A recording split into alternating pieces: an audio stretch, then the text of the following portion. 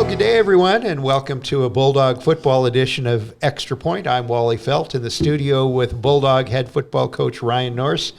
Welcome, Coach Nourse. Thanks for having me back. Well, we get to talk about another victory. That's always more fun. And it's kind of, if you're a longtime Bulldog fan, it's a sweet victory because your 35-21 win over the Ore Diggers means it was a season sweep over the Ore Diggers. Yeah, that's a hard thing to do. So really proud of the guys this year for being able to back that up and to make that a reality for everybody. So hard to beat somebody twice, especially when you're talking a strong rival school.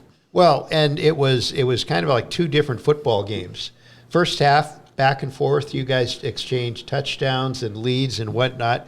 And then the second half came around and your adjustments worked and theirs didn't because your defense, I can't remember in my covering football memory ever seen a 3rd and 50 yards to go. Yeah, that was a crazy sequence of events on that one. And really the only adjustment was at halftime was to get our defensive linemen and a few guys on defense just to play full speed confident and get after it. That was really there was no adjustment outside of that at halftime, and proud of those guys for stepping up and doing it.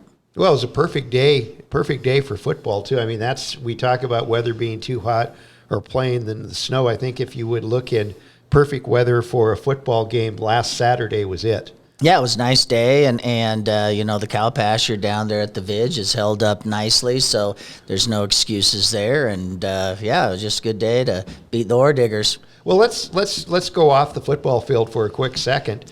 We're in about our 4th or 5th year of opening up behind the field into a tailgate section.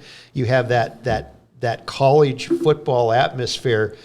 How is that from the team's point of view when there's all those fans over there gathering 2 or 3 hours even before the game? That's got to have some kind of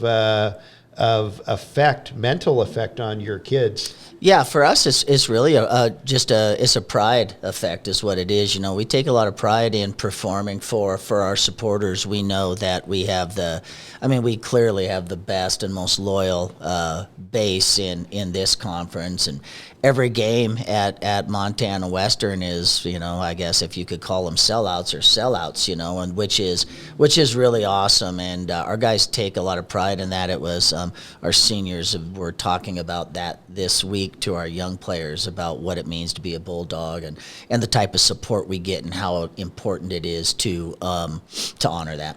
Well, speaking of the old guys talking to the young guys, when those freshmen come in, their welcoming packets, do they include the lyrics to "We've Got That Bulldog Spirit"? No, we teach them it. Usually after we beat Carroll in the first game, but I think we might sing it during fall camp too. Okay. Well, we're going to take a break, and then we're going to come back, and we're going to talk last regular season game. We're not going to say last game.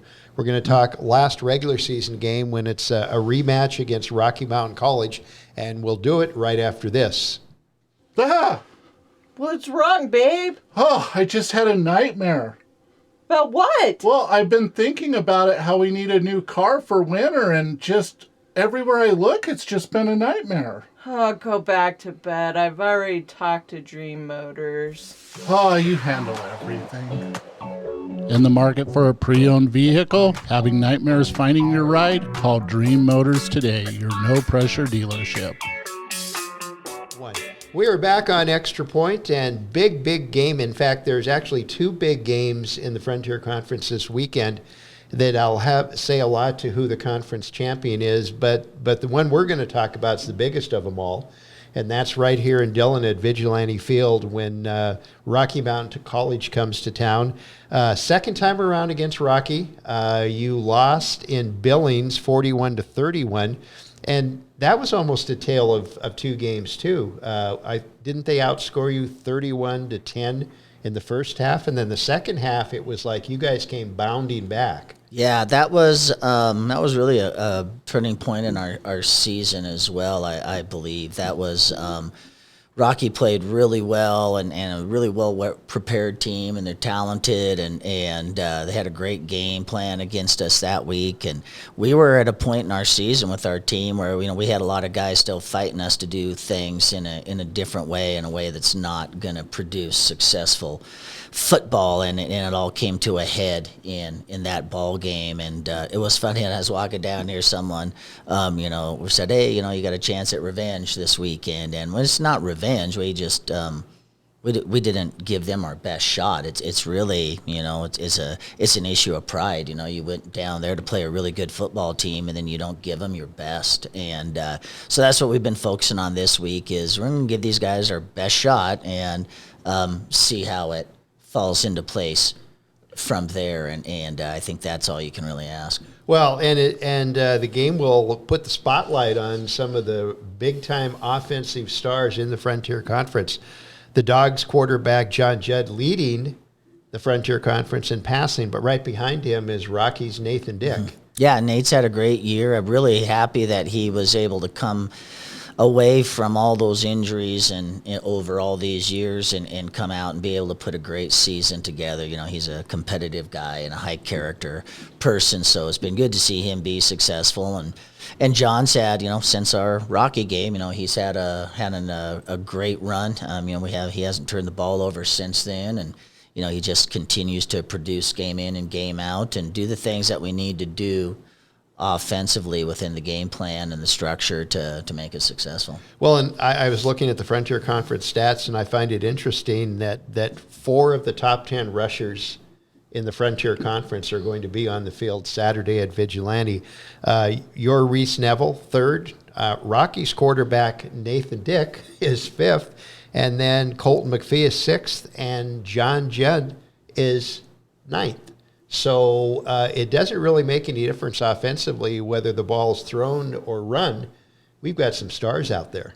Yeah, I mean, it's just been production and execution.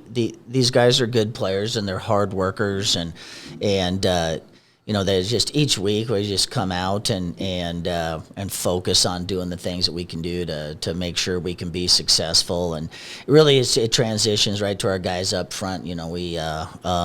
We have a lot of guys up front in our tight end group as well who are just who are tough physical guys who love to play football, and they're putting hats on guys, and they're going through the entire play, playing hard and getting those second level blocks. And that's been a big part of our ability to run the ball as well. And then obviously we have a talented recruiting or a receiving crew, and John's a talented passer as well. So we've kind of got the best of both worlds right now, and like to keep that going on Saturday. Oh, I talked to, you sent a couple of your boys down last week, and we had a great conversation, and I asked Mr. Offensive Tackle, I said, what do you like to do best? Pass block or rush block or running blocking and block running, however we want to say it. And he smiled and he said, I like to do both. Yeah. So that's good when your offensive line is comfortable either way. Yeah, they are all. They're all very competent at both pass blocking and run blocking. And Noah's very talented, and so it's easy for him to say that. I think a couple of the other guys would say run blocking more so, but our guys take a lot of pride in their run blocking and opening up holes and controlling the game on offense. And those guys are tough up front. We run the ball in the fourth quarter, and they are. They're ready to take that task on after running 60 plays through the first 3 quarters of the game. So good crew, man. Well, and offensively, the one real thing I really like about the Bulldog team this year is that ability to do either or. It seems like in past years, one either the run or the pass game, one has been just a little bit better or maybe a lot better than the other one, and this year equal. Yeah, we've been striving for that, since I came back in 2016 and came back to take over football, is to have the talent through our roster to be able to be a balanced football team, and we want to be a balanced attack that's able to run the ball and to be able to throw the ball effectively and impact the game like that, and we're kind of moving into that phase now where we're strong in all those spots, and it's a fun place to be. Well, and defensively, that's I know that's caused some area of frustration with you. One great game, one great half, but unable to really put a full game together. Maybe against Northern, maybe there was a full defensive game in Northern, and I know that's been a point of frustration.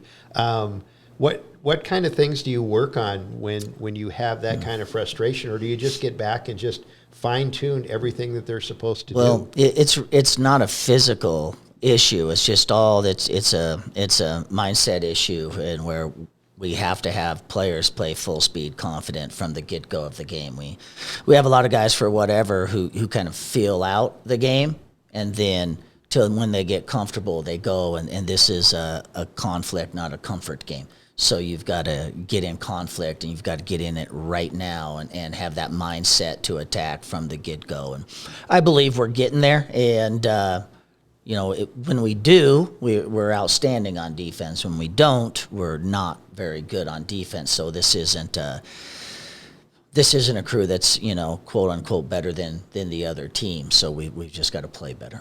Okay, and as far as the game plan for Rocky, I think you've already answered that question. You're just going to just do everything that you didn't do the first time around, fine-tune, and once again, the mindset, play better. Yeah, we're just going to give them our best shot. That means, don't make controllable mistakes. Don't throw them the ball. Don't fumble going into the end zone 2 times. Play a consistent full 4 quarters hard on defense with great effort, and then in the kicking game, be full speed every time that we get out on the field, and that's all we're going to do. There's nothing else. There's really nothing special about the game of football outside of those things. Well, and a lot of people are saying, the Bulldogs are out of a chance for a conference championship. Well, that's not necessarily true.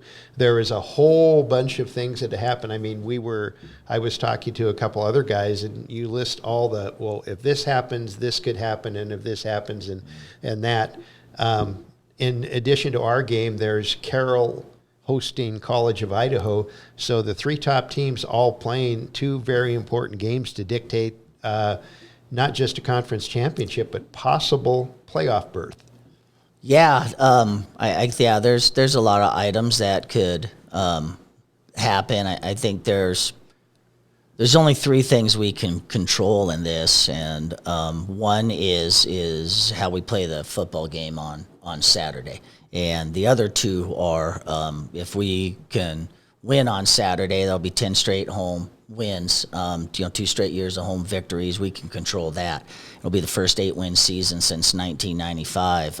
We can control that. We can't control what happens up there with College of Idaho and those things. So that's all we've been working on this week. And, if we're fortunate to have somebody else help us out, then that's awesome. But we got to just go and do our business. I haven't even really talked about it. And that's the philosophy you want to have, because when you start talking about and thinking about things that you don't have control over, then your focus is taken away. That's been our issue this year. That's part and parcel to why we've dropped 3 games this year, and 3 games that I think were obviously very winnable football games on the road for us, and that's why we're where we're at. And once you start thinking about things that you have no control over, you forget what you need to do, and that's just go to work. Okay, well, that's going to do it. We'll be back again next week and talk about the Rocky game. Absolutely, it'll be be good. Thanks for covering us this year, and it'll be fun to hopefully talk about some guys' accolades and awards, and maybe we get to talk about a playoff game. We'll see. Okay, well, thank you, Coach Nourse, and we'll see you next time on Extra Point.